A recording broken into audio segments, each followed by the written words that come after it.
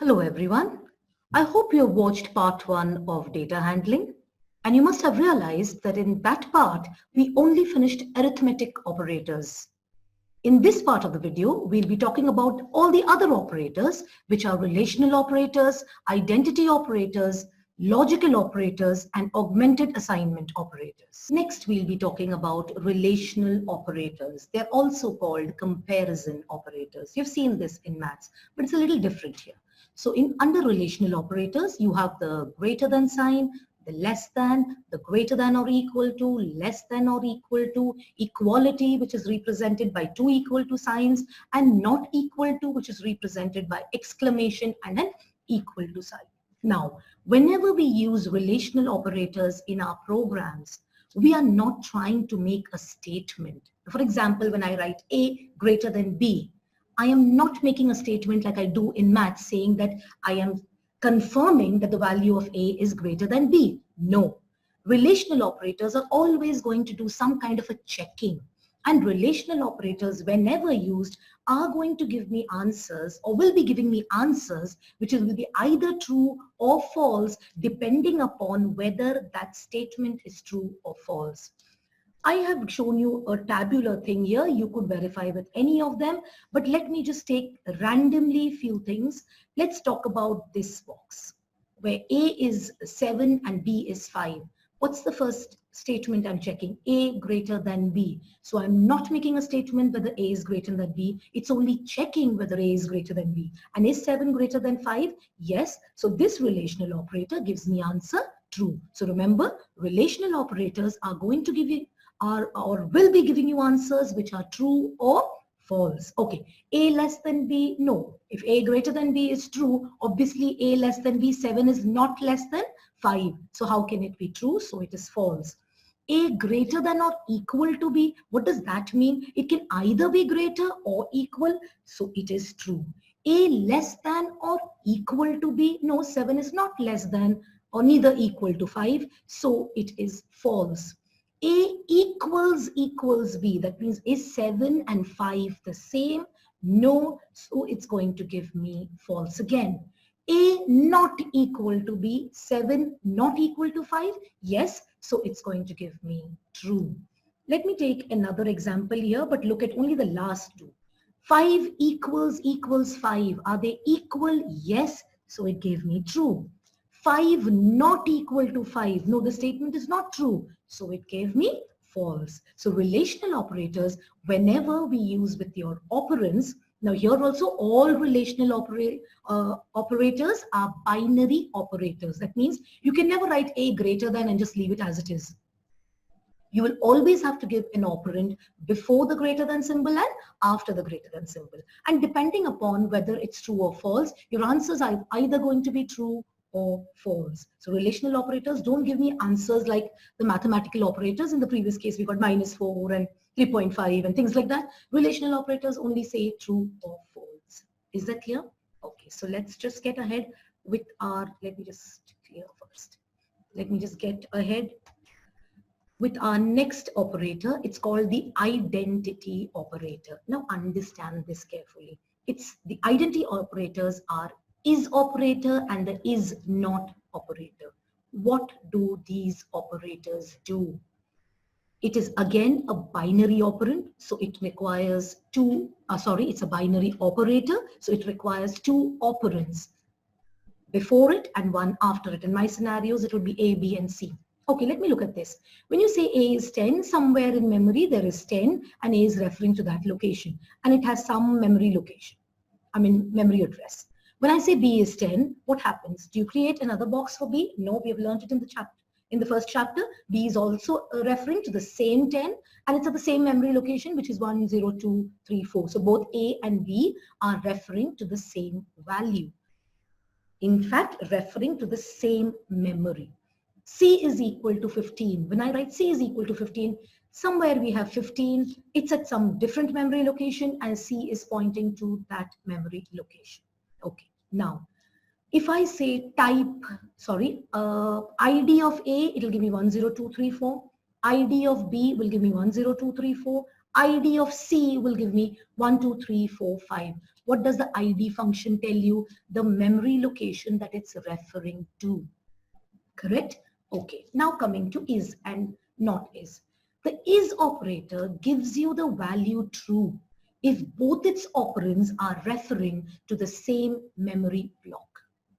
Okay, and the is not operator does the opposite. So if I have to say A is B, is A and B referring to the same memory block? Yes. So the answer is going to be true. Okay. A is C. Look at the diagram. Is A and C referring to the same memory block? No. So the answer is false. A is not B. No, A is B. Correct? So this is going to be false. A is not C. Yes, A is not C. They're not referring to the same memory block. So this answer is going to be true. So I hope you understood what the is and the is not, the is and the is not operator will be doing. Checking if they refer to the same memory block, it'll give you true. Otherwise, it'll give you false. Clear? Okay, so let's just get ahead with what we have to learn, the next operator. Next, we're going to be learning are the logical operators. There are three logical operators that you need to know: the or, the and the not.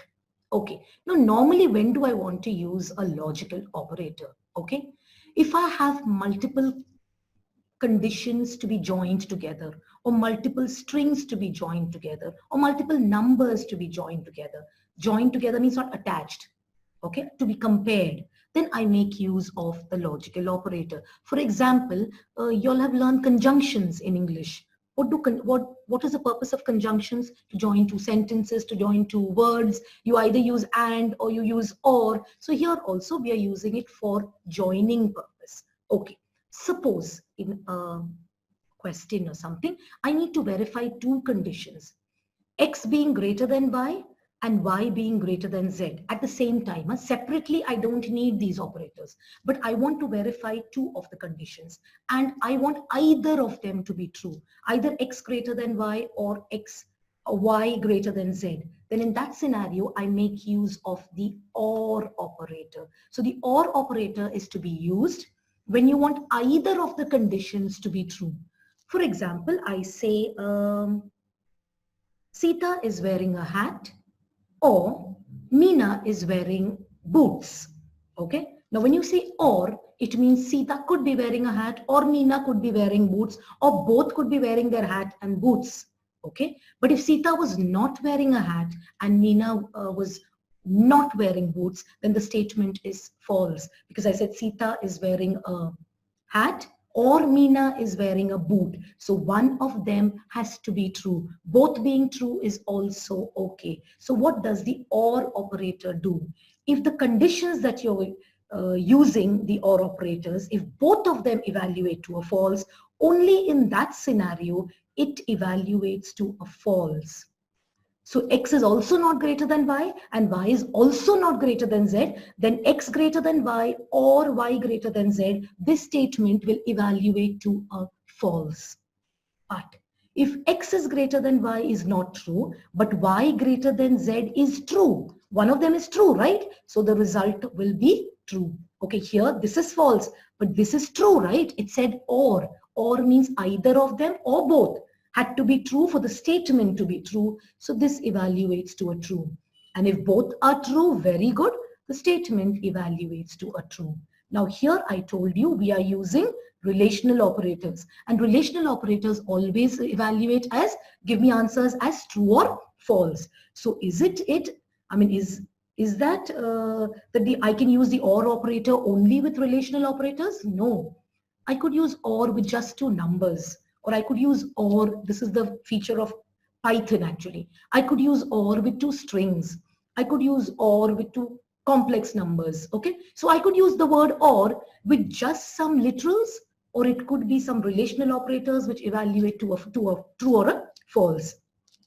If you're going to be just using with some literals, then certain rules you need to know. And that's what I've written in note. If you're referring to a value which is called none, we've learned it in class in chapter 1, or 0, or 0.0, or false, or an empty string or an empty tuple or an empty list. The string, tuple and list, we'll come to it later. These are all termed, they're treated as false generally. So if you're using the or operator with literals, then we need to know that if I see any of these are going to be treated as false. Okay, so let me just take you to my next screen. Okay, suppose X is my operand and Y is my operand. It could be a string, it could be a literal, it could be numbers, it could be whatever. What OR says is, if your first one is false, if your first element is false, okay, if your first element is false, then it wanted any one of them to be true, right? So it checks if the second one is true or false, because it depends on the second one what my answer is going to be. So the answer basically is whatever is Y. So remember, here I'm not using relational operators, so they're not giving me true or false answers. I'm talking about their values. They're just two values. If the first one has, it is among the none, the 0, the 0.0 or an empty string, then it will be treated as false. If the first element has a false value, not evaluates to a false value, then the answer is always the second operand. Okay, so here the first one had a false value, so the answer is the second, and the second one could be a false or a true. The answer is going to be the second operand.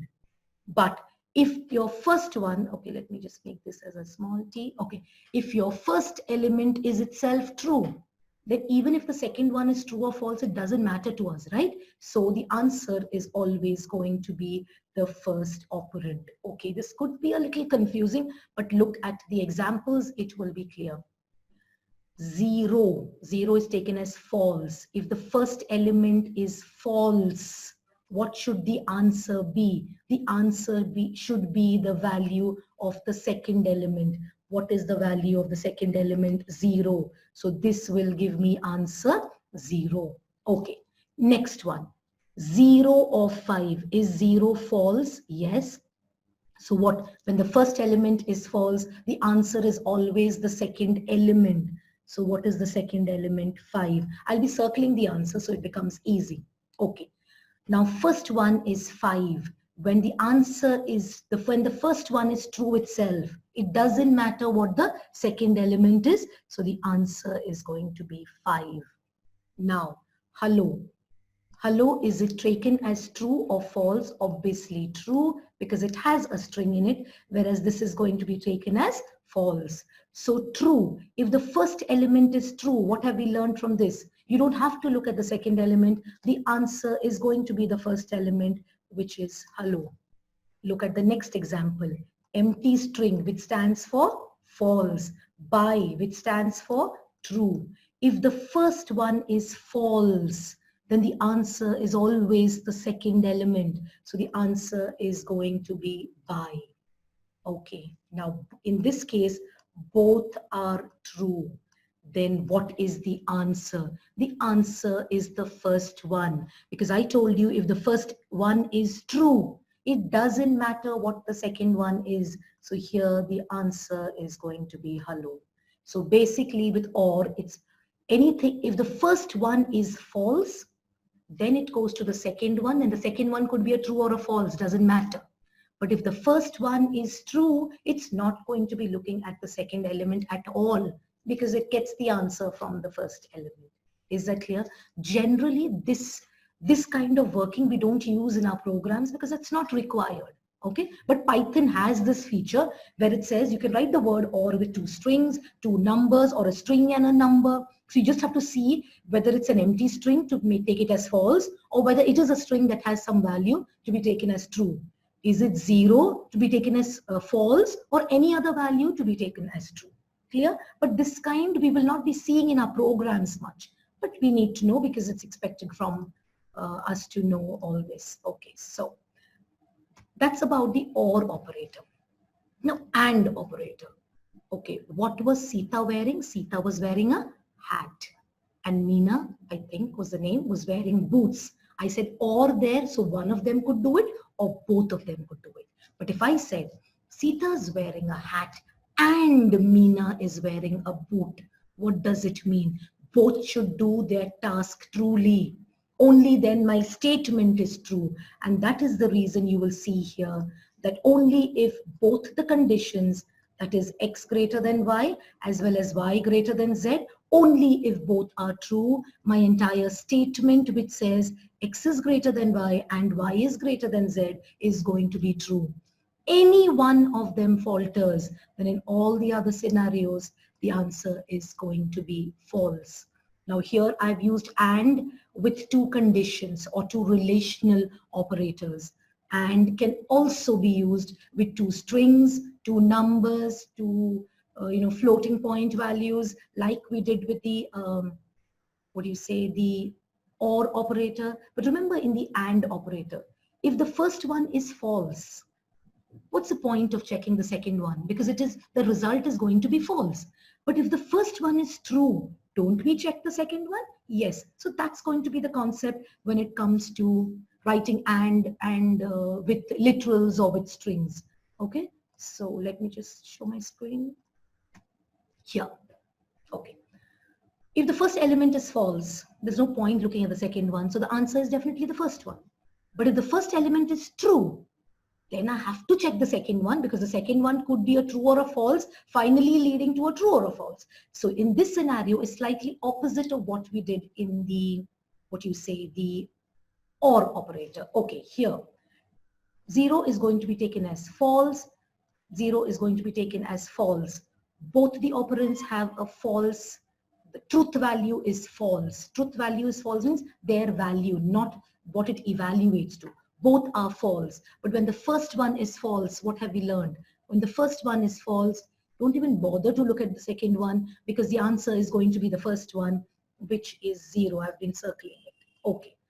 Next, I have 0 and 5. First one is false, so the answer is going to be 0. 5 and 0. When the answer is 5 and 0, now 5 was taken as true, 0 is taken as false. When the first one is true, the answer definitely means what is your second one? What is your second one is 0. Hello is true. Empty string is false. If the first one is false, you look at the second one. Sorry, if the first one is true, you look at the second one. But if the first one is false, there is no point looking at the second one. First one is true, so you look at the second one. So whatever I have circled will be your answer. But like I repeat, children, we don't generally use the or and the and operators just with literals, just with values. We always use it with certain relational operators in terms of programming. Clear? And the last operator under the logical operators that we need to learn is called the not operator. Now this operator is a unary operator. What do I mean by unary? It works on a single operand. Okay, so not 0. What is 0's truth value? 0's truth value was false. And not of false, what will it give me answer as? Sorry, what will it give me the answer as? True. Okay, 7. 7's truth value is true. So not of 7 means not of true would give me false. Minus 2. Minus 2's truth value is true. Only 0's truth value I said was false. So not of true again gives me false. This is if I'm using not with literals, direct literals. But what if I was using with a condition? 4 less than 7. Is this true or false? Yes, this is true. And so not of true is going to give me false.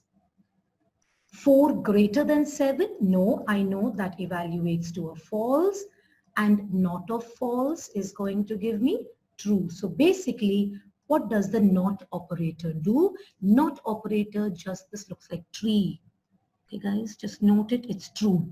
The not operator just negates its operand. So if its operand is true, not of true is false. If the operand is false, not of false is true. Okay. Now we can also write chained operators. Suppose you want to say A greater than B and B greater than C, we can eliminate the and word and just write A greater than B greater than C. It would automatically mean A greater than B and B greater than C. This is what I need to check. So it will evaluate to either a true or a false depending upon whether A was greater than B and at the same time whether B was greater than C. So it's generally used when I have the and, I have multiple things to be anded and they can be connected to each other. Suppose it was A is greater than B and B is greater than C, then I can't chain it because I can't connect them. Here what are we checking? A greater than B, and that same B value I'm checking with greater than C. So I can chain it up as shown. So remember, A greater than B and D greater than C, can I write a chain operator? No, I can't, because A greater than B and then your D greater than C cannot be connected together. They're two different conditions and I just need to write the word and with it. Clear? Okay, so that's about your, what you say, logical operators. So what are the operators that we learned till now? We saw some arithmetic operators. In the arithmetic operators, we concentrated on the exponent sign, the true division, which is a single division sign, two division signs, which is the floor division, and the modulus operator. Then we saw the is and the is not operator, which is the identity operator. Then we saw relational operators, and then we saw logical operators. Under logical operators, we learned the and, the or, and the not. We learned the or first, but okay, no problem.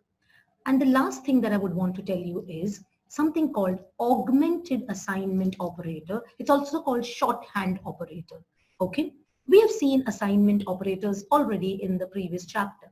Means what? When I say A is equal to B plus C, I'm using which operator? The assignment operator. And I told you how does it work? It evaluates the right hand side. It adds B with C and then pushes that value or gives it to the variable A. Okay, but what if I had a statement as A is equal to A plus B? So if you see, the left hand side variable is A and the first variable here is also A, then such statements can be written using this augmented style of writing assignment operator as A plus equals to B. A couple of times in your output questions, you will see something like this, A plus equals to B. So what does that mean?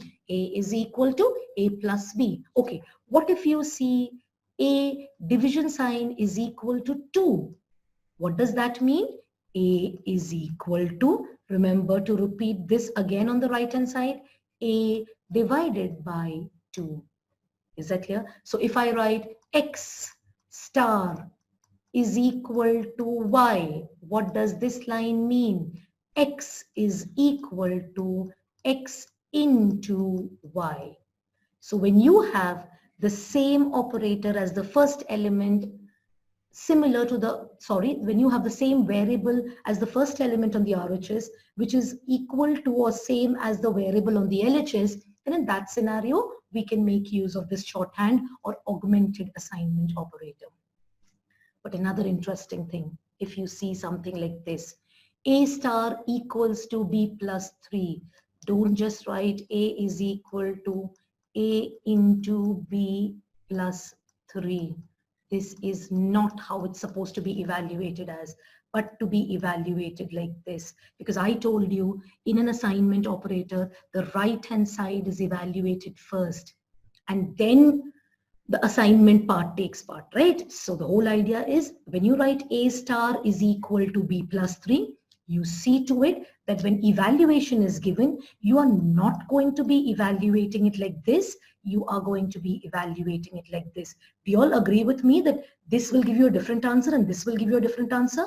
Here A is multiplied by the value of B, which is 3 added to it. For example, if A is 3 and B is 5, okay, this would mean 3, multiplied by 5 plus 3, 5 plus 3. What is 5 plus 3? 8. And what is 8 3s are 24.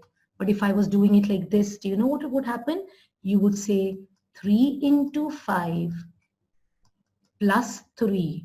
So, and We know multiplication has higher priority. So 3 5s are 15. 15 plus 3 is going to give me 18. So this is not the right way of evaluation. If you have a mixed expression, you try to evaluate the right-hand side first, and then you perform the operation with whichever is your left-hand side variable.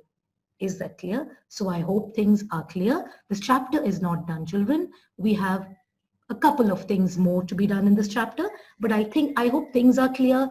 Now, these are those details you need to know.